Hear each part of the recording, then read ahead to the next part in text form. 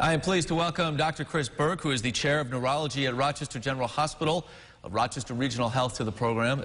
Doctor, thank you for coming in. Thank you. We're talking about strokes today, and I want to begin right there. What happens when we have a stroke?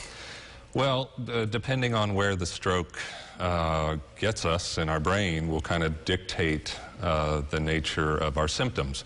But we have an acronym that people should remember, and this captures the major signs of stroke, and that's FAST. And the F stands for face, so a droopy face. Yeah. A stands for arm, which is a weak or numb arm. S stands for speech, so patients might have difficulty getting words out, or the words that come out are slurred. And then finally, the T at the end stands for time, which means if you have one of those symptoms, you don't have much time. Call 911, get to the hospital. And that's a big takeaway. If you're experiencing anything that you feel might be the onset of a stroke, don't wait to see how it develops. Act immediately, right?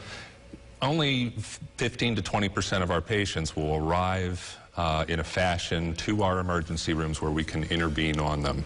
Many patients fail to come into the emergency room hoping the symptoms will go away, thinking it might be something else. And as a consequence, they miss this very short window that we have for intervening on their stroke and trying to stop it before it gets worse. And the big takeaway from this conversation is sort of trying to avoid all of that part of it and taking preventive measures, correct? Well, exactly. So again, to reiterate, a very small proportion of us with stroke are going to qualify for some intervention. Most of us are going to live with what happened in that stroke.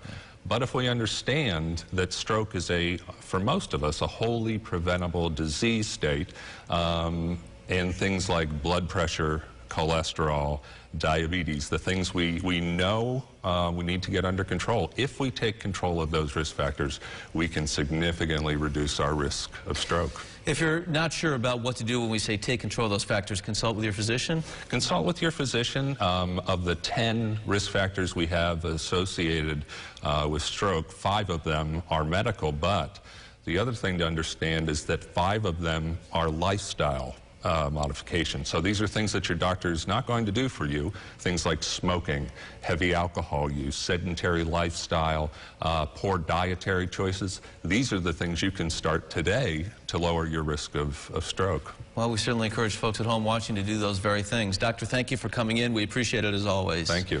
We have more information we're going to be sharing online about stroke and how to prevent a stroke, and the action you need to take as well if you're suffering from one.